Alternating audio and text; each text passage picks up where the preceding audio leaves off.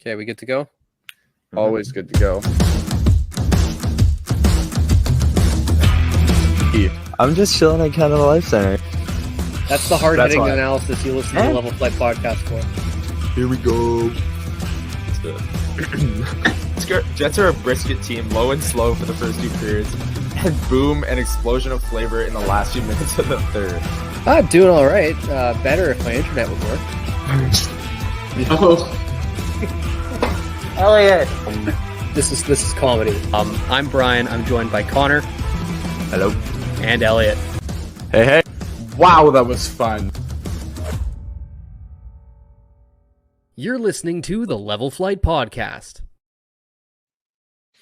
Hello, everyone, and welcome into episode 94 of the Level Flight podcast. My name is Connor. I've got Brian here with me today. I hope everyone had a fantastic May-long weekend. As you know, we were not there on Sunday morning. Unfortunately, LFP Live, because of the May-long weekend, we kind of took the weekend off, took a little bit of a break, which was much needed, and we will be back next Sunday. But before we get into the topics of today, Brian, how was your weekend? How are you doing? It was terrific. Quite literally about almost exactly an hour ago, I just got back from the lake.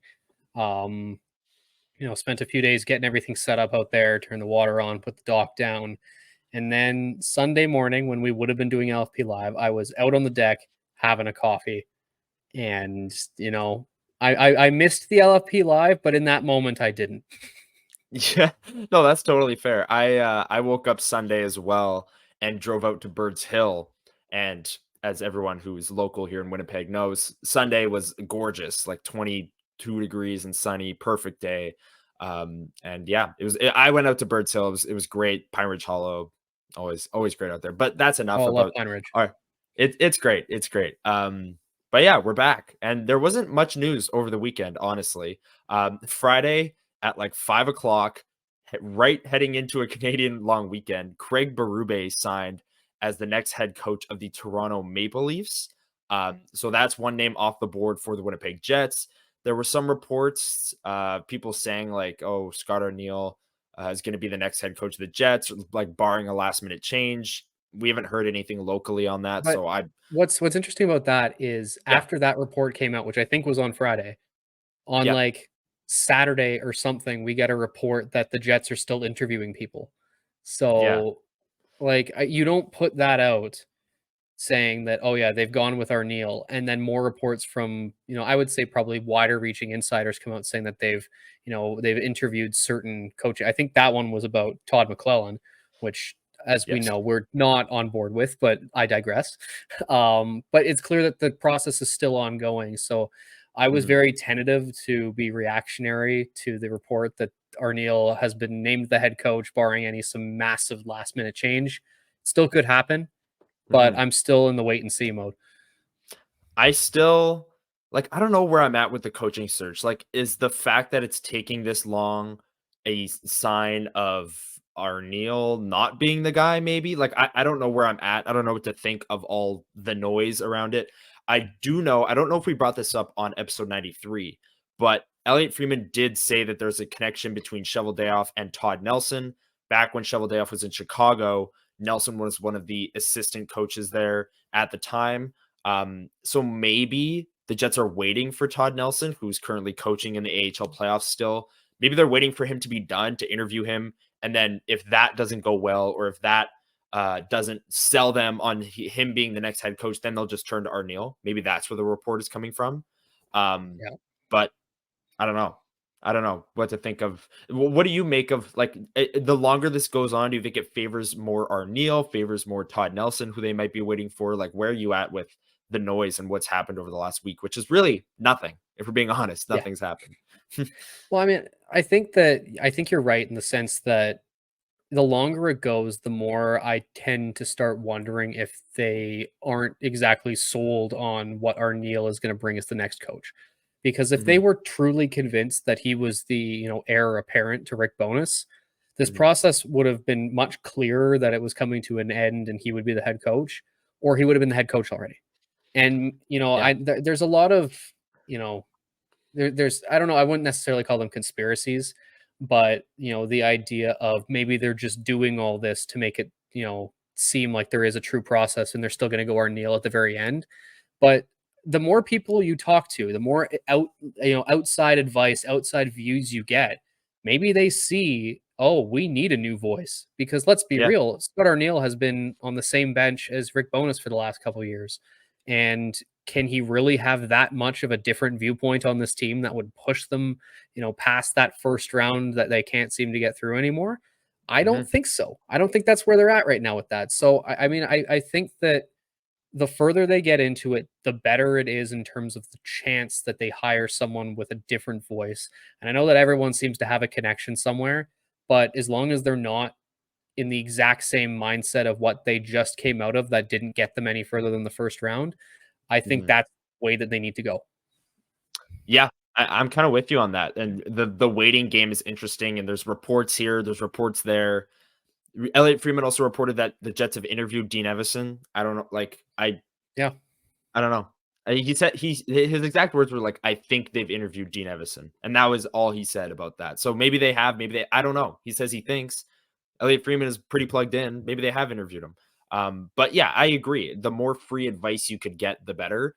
And maybe that free advice is people telling you, "Hey, your coaching staff cost you games because of the penalty kill and the power play." And then Chevy's going, "Oh, you're right," and Arneal ran the penalty kill or whatever. Maybe there's a changing of minds here. Maybe when the season ended, they really wanted Arneal, and now they're shifting a little bit. I don't know. I don't know what to make of the soulmate that the Jets are at with their coaching search.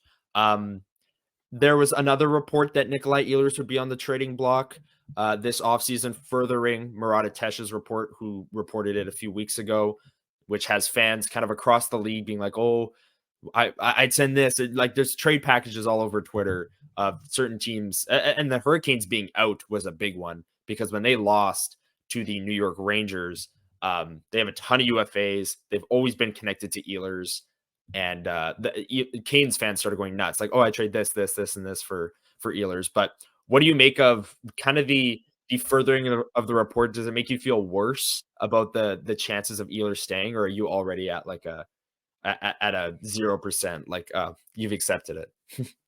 I honestly felt like at the end of that season, it was fairly, done and complete that he was on his way out.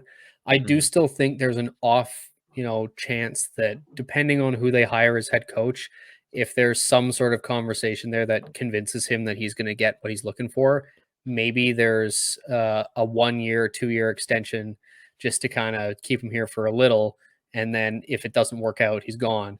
But I'll be honest, that seems like a very, very long shot. So I mean, the speculation of deals, it makes me upset, but I'm not shocked. We had the entire last episode 93, we spent talking about possible deals that could be made for Nikolai Ehlers, and that deep in my soul hurt me because I don't how much value he brings to the team, and to kind of reconcile with the fact that he's going to be gone most likely. It's hard to really think about because it's going to be such a hole in that top six. Totally. And we talked about the trade proposals. I do want to bring up Friday on Winnipeg Sports Talk, Murat Atesh, who had the original report, also brought up the fact that he said he's more than guessing on this. So it's not just a pure guess, but he thinks it might be more draft capital based rather than, like, we talked about players that impact players that can help right now. I brought up a few right-hand shot defensemen, but Murat is actually saying that it might be draft capital. And there's a ton of teams in that like mid to late first round with picks who could use a Nikolai Ehlers. I mean, every team could use a Nikolai Ehlers, but that's the thing. I don't think there's a situation where the Jets make a trade that they don't lose in terms of Nikolai Ehlers. Yeah. Because I find it very hard, whether it's draft capital or impact guys, they have to be at such a like an upper echelon of in terms of what you're losing in his value. I don't see a world in which someone's going to trade someone of equal or more value. And it just feels like they're destined to lose this deal. And I know that, Kevin Cheveldayoff has shown in the past that he works really well under that, zero leverage position, as we saw with the Dubois deal. This just feels like it's a no-win situation. I cannot see a realm in which they come out laughing from a trade that they make where they send arguably their most impactful winger who doesn't play the most minutes. And then next year, you're going to find that there's going to be a huge hole if they don't get something back.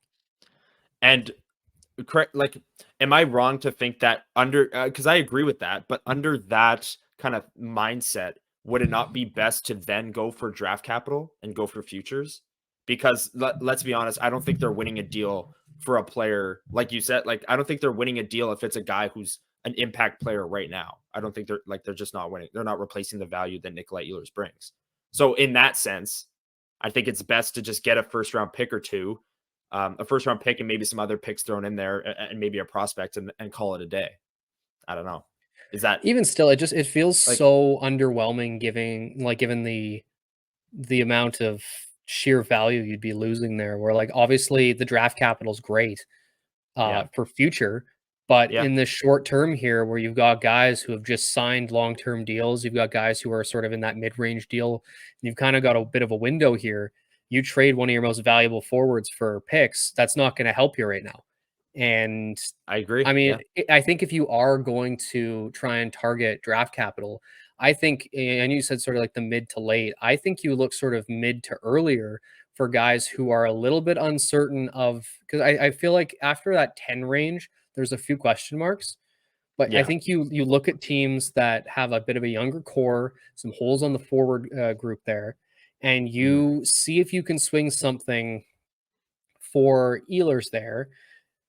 Immediately you get an impact forward, and then the Jets could take advantage of a team that's maybe younger, not as good right now, and say, hey, listen, if you give us your first, we'll give you a guaranteed good player, and we'll take the chance on the draft pick.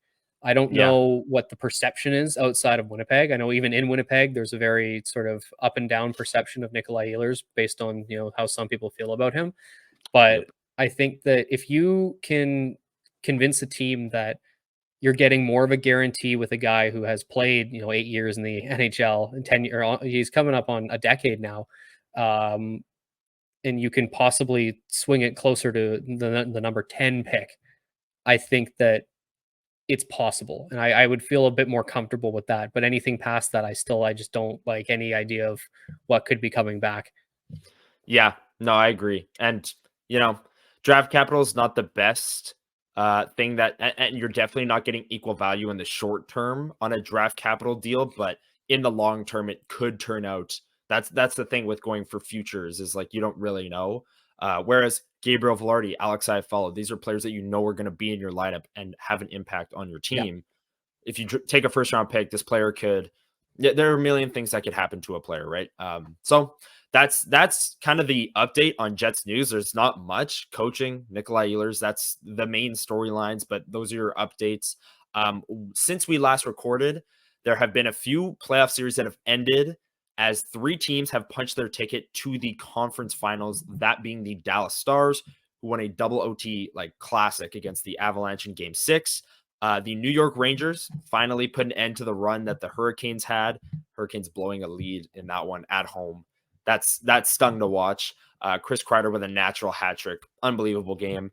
And then Florida finally beat the Bruins as well as they were up 3-1 and Boston was kind of making a comeback, but Gustav Forsling scored with a minute and a half left to give them the win in that one.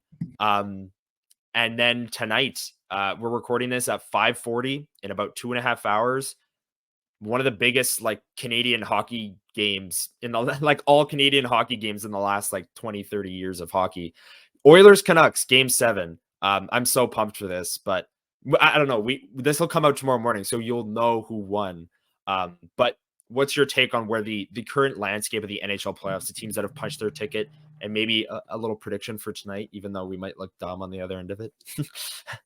Yeah, I mean, like the rest of the series were incredibly competitive, and I mean, let's be real, Dallas won twice in that game against Colorado, Yeah, right. because there Yeah, was a horrible goaltender interference call that called back terrible, Mason Marchman's game winner, but then awful. it gave way to a Matt Duchene revenge against Colorado, heartbreaker Selly. It was Yeah, yeah, incredible.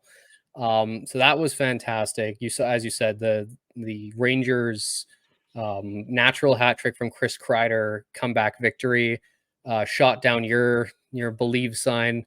I know. Um, Oh, the ripped it in Canes. I was half. all in. I was all in. Yeah. But no, so like, and then as you mentioned, the Florida series too, which I think that Florida Rangers series is going to be fantastic. And Yeah. then in terms of tonight, I think that, I mean, what came out a little bit earlier this weekend was Brock Wow. Boeser Yeah. out for the rest of the playoffs. No real estimated belief of when he's going to come back because of blood clotting. And that Wild. is such an incredibly massive blow to the Canucks that even if they scrape through tonight and they manage to find a way to win against the Oilers, against Dallas without Brock Boeser, I just don't see an avenue in where they could, really make that push. But I mean, the biggest thing here is less so the hockey and more so that Brock Boeser, they managed to find this Yeah. because he just, I guess something just wasn't feeling right after Game 6, and when they got back to Vancouver, I think they checked it out, and yeah, clearly it's a very scary situation. But in terms of the hockey side of it, losing your leading scorer in the playoffs going into Game 7, Unbelievable. Yeah. it's so unfortunate because it felt like Vancouver had that team of destiny feel to it where they just find ways to win, and they keep getting dealt these hands. And as I said, even if they get through, it's a tough task going forward. But yeah, I think Edmonton pulls it off tonight just because the firepower and the lack thereof now of firepower for Vancouver. So I'm assuming you're on the same boat there with me. Yeah, I mean, I picked Edmonton to win the series early on, and the only time I really felt that prediction waver, in a sense, like I did admit after the first couple games there, I was like, okay, this is more of a series than I thought it would be. I When wasn't Vancouver went familiar up with your game. 3-2, yeah, yeah. When Vancouver went up 3-2, and that game 5 looked as ugly as it did for Edmonton, I was like, oh, they're cooked. Like Vancouver's winning it, but then they blow them out in game 6. So I'm still on the Oilers. I have been since the start of the series. I think they're going to win tonight. And yeah, Brock Boeser, he's been through so much in his career. I mean, I believe, broke or sprained his shooting hand. That took him a long time to get back from as like a sniper. Yeah. That's a major injury to come back from. Comes back from that, has an amazing year this year, is having a great playoff run. And like you said, the Canucks just feel like a team of destiny. And then he plays game 6, no issues. And then the very next day, it comes out that he's out for the rest of the playoffs with blood clotting issues. It's heartbreaking. And I can't imagine like what Canucks fans are going through, the mixed emotions, because it's a game 7 at home and you're like charged up, but you're missing one of your best players due to some crazy, fluky, unfortunate injury. It's terrible. It's terrible. But I am pulling for the Oilers. I've said since the start, I want to see McDavid win a cup. Do they get through Dallas? I don't think so. I don't think either of these teams do, but it'd be cool to see. So yeah, that's where the NHL playoffs are at. Florida, New York, Dallas, and then after tonight, you'll know either Dallas, Vancouver, or Dallas, Edmonton. The series starts Wednesday, Florida, New York, and then Thursday, the Western Conference series will start. So we will be back Wednesday, and maybe we'll do more of a preview on those series now that we'll know who's in the Western Conference. Maybe we'll have a game to talk about at that point. But that's it for NHL talk. I do want to talk about the summer sports. The Bombers right now are playing their first preseason game and getting absolutely smoked by the Rough Riders. The last time I checked, it was 22-6. Strevler came in the first quarter and looked really good, but since they took him out, the offense, I've been watching. I don't think the offense has gotten like a first down since Strevler came out of the game. Maybe they've gotten one or two, but it's been ugly since they took Strevler out. But again, it's a bunch of backups. It's preseason. Saskatchewan was playing their starters today because it's their home game. So that's where the Bombers are at. Kind of the later stages of training camp into preseason now. They have another preseason game on May 31st. And the Goldeyes, when the day you're hearing this, will have their home opener. Brian, I'll throw it to you for just like a little season mini. They're through 10 games, coming back home now. Little season update on the Goldeyes. Yeah, so they're coming home for their home opener. They are 3-7, which, I mean, it doesn't look good. But obviously, there's 100 games in the season, so there's time to recover. But there's a lot of things about this team that you can kind of see that they're almost there. That there's still some kinks to work out. Like they were up in their last game against Kansas City when they were finishing up their road trip on the 19th. They were up 6-3. they ended up losing 10-6. So there's some stuff to work out in the bullpen, just sort of figuring out how to optimize their arms.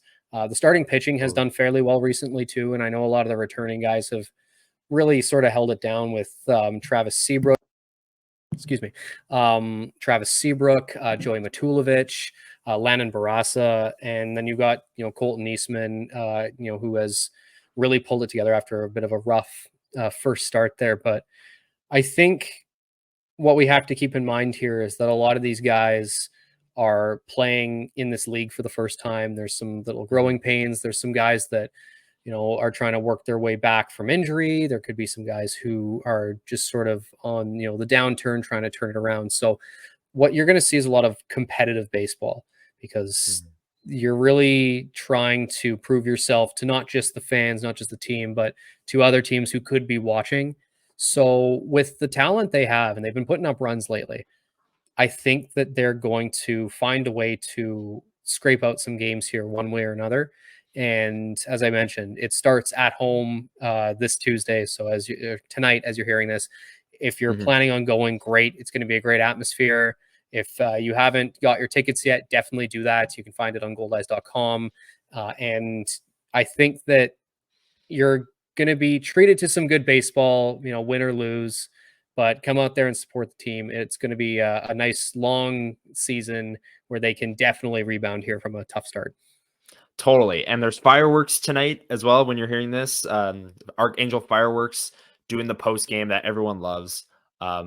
So get your tickets for sure. Like Brian said, it's going to be some good baseball. The Goldeyes started 0-4 and then won 3 of 4 and now have lost their last 2. So they're kind of bouncing back and forth here, but 3-7 on the season coming back home. I'm excited for this first homestand coming up starting tonight against the Chicago Dogs, which is, I don't know, some of the team names in this league are so funny. They're fantastic. The Dogs. Like, they're great. See, what's funny is we've got the Chicago Dogs and the Lake Country Dockhounds. Only one of those is an actual animal.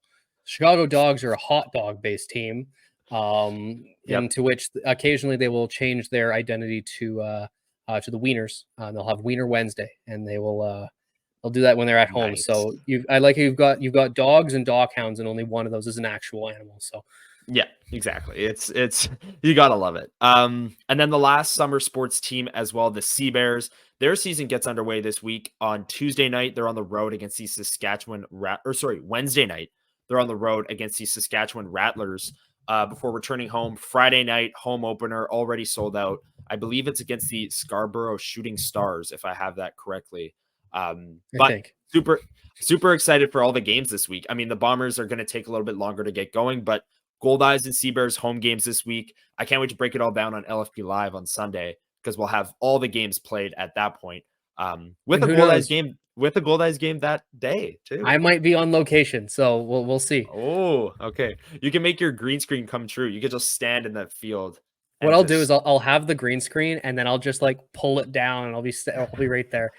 Yeah. I don't need this anymore. Yeah, exactly. That'd be great. Yeah, I'm super excited for this week. Summer sports finally getting underway. There was a bit of a dead period there where the Jets were out. Things weren't getting going, but here we go. Goldeyes are back in town. Sea Bears are in town. Bombers getting started. We're super excited. Thank you for listening to episode 94. We'll be back Thursday with a recording. We'll talk about the Goldeyes games, talk about any updates on the Jets. Of course, we are a hockey podcast, so we'll probably lead the show with that. And then we'll talk about the Sea Bears game as well, if we record it late enough, and maybe do an NHL playoff series preview. And then, of course, Sunday, 9 a.m., LFP Live. Not sure what edition it is, but join us, 9 a.m. on YouTube. I think it's 15, maybe? LFP Live 15 14 or 15, I'm not sure. Yeah, something in the mid-teens, but either way, it's either Billy Hanel or Tanner Glass. Or Matt Hallis. No in between. Yeah, there you go.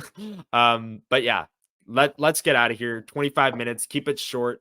Thank you for listening, and we will see you Thursday. Enjoy the games this week. Get out to a Goldeyes game. Get out to a Sea Bears game. Watch the Sea Bears games online if you can't make it out. Same with Goldeyes, aabaseball.tv.